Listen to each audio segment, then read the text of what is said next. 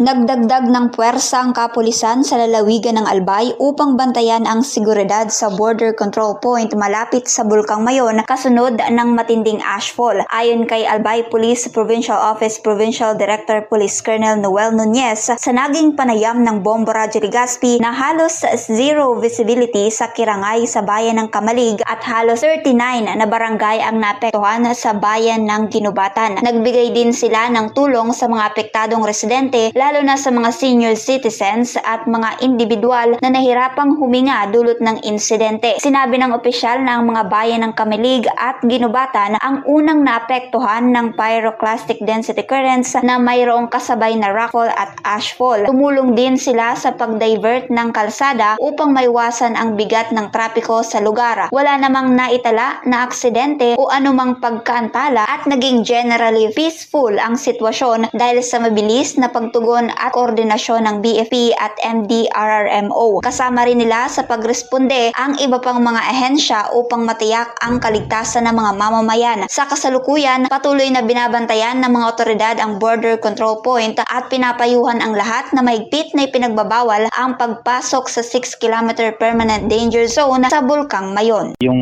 gawa po dun sa pyroclastic, yung rockfall at saka yung ashfall po in reference po dun sa NDRRMC, yung paggulong po ng mga laba. So, unang naapektuhan po yung Kamalig at saka po yung Ginubatan. So, nag-zero visibility dun sa area po na tinatawag po na dun sa Kiraray at saka dun po naman sa Ginubatan na almost 39 na barangays po yung affected. Yan ang ulat mula dito sa impilan ng Bombarage Legazpi. Ito si Bombo J.M. Cardino and this is Bombarage Philippines, the #1 and most trusted source of news and information. Basta Radyo, Bombo!